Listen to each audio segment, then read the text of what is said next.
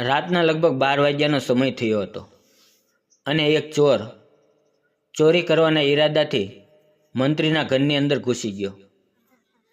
તે રૂમની અંદર મંત્રીની પત્ની સૂઈ રહી હતી. જ્યારે ચોર કબાટ ખોલીને ચોરી કરવા લાગ્યો તો થોડોક અવાજ થવાને કારણે મંત્રીની પત્નીની આંખો ખુલી ગઈ. મંત્રીની પત્નીએ ચોરને જોયો, પણ જોતાં જ તેની ઉપર મોહિત થઈ ગઈ, કારણ કે ચોરની હાઇટ 6 ફૂટ હતી અને શરીર પણ ખૂબ જ તંદુરસ્ત પહેલવાન જેવું હતું અને તેની ઉંમર 24 વર્ષની હતી.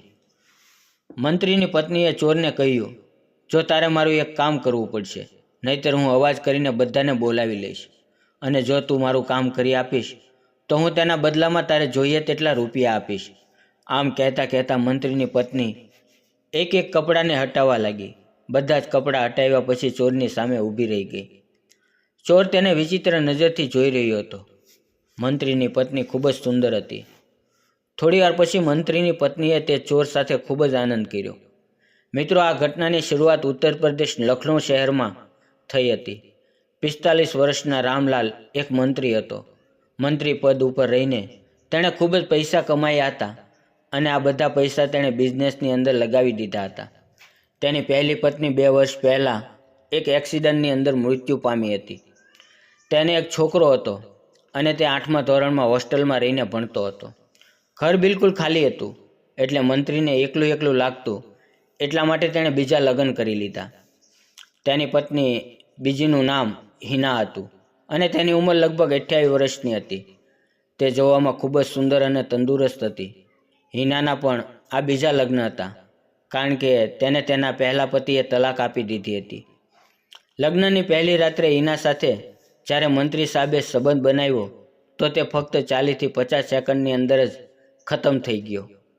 આથી તેની પત્ની ખૂબ જ નારાજ થઈ ગઈ અને તે નિરાશ થઈને સૂઈ ગઈ.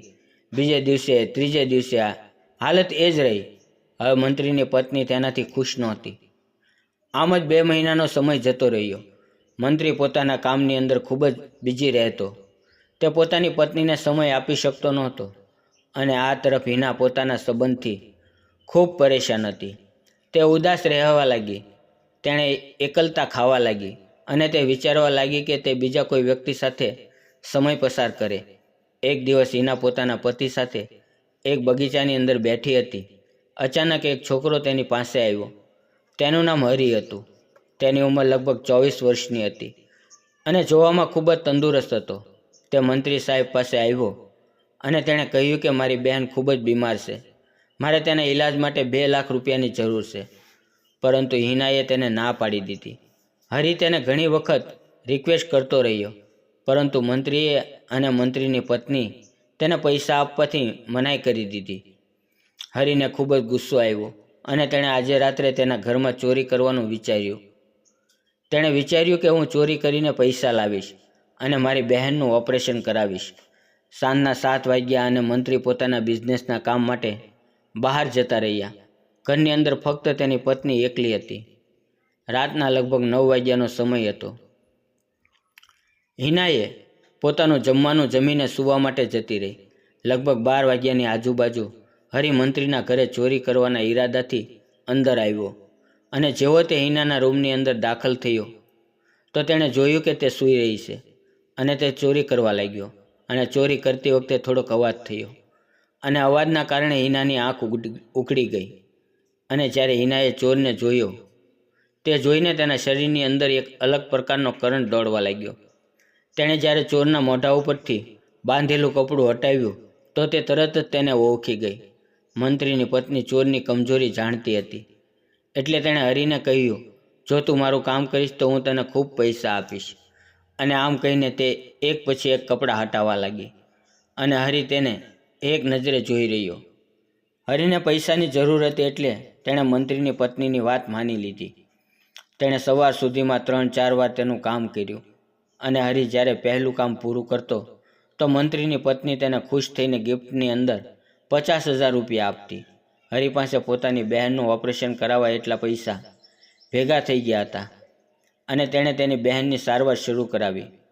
હવે મંત્રીની પત્નીને એટલે કે હિનાને આ હરીની આદત લાગી ગઈ હતી. તે જ્યારે પણ સમય મળે ત્યારે તેને તેની પાસે બોલાવતી હિના પણ ખુશ રહેવા લાગી, કારણ કે તેને જે જોઈતું હતું તે હવે મળી રહ્યું હતું અને મંત્રી સાહેબ પણ તેની પત્નીને ખુશ જોઈને ખૂબ જ ખુશ થવા લાગ્યા. આમ જ 2 મહિનાનો સમય જતો રહ્યો.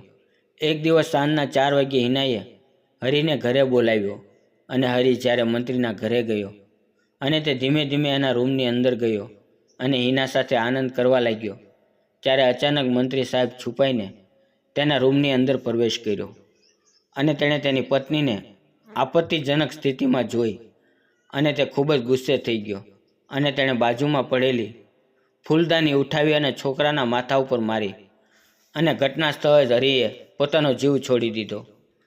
આ ઘટનાનો ઉદ્દેશ કોઈનું દિલ દુખાવવા માટે નહોતો, પરંતુ તમને એટલા માટે જણાવી છે કે ખોટા સંબંધ બનાવવાને કારણે હરિ પોતાની જિંદગીથી હાથ ધોઈ બેઠો. મિત્રો, વિડીયો પસંદ આવ્યો હોય તો વિડીયોને લાઇક અને ચેનલને સબસ્ક્રાઈબ જરૂર કરજો. ફરી મળશું આવતીકાલે એક નવી વાર્તાની અંદર. ત્યાં સુધી આવજો. વાર્તામાં આવેલા નામ, પાત્ર અને ઘટના ફક્ત કાલ્પનિક હતા. તેનો કોઈ પણ વ્યક્તિ, જાતિ કે ધર્મ સાથે કોઈ પણ સંબંધ નથી.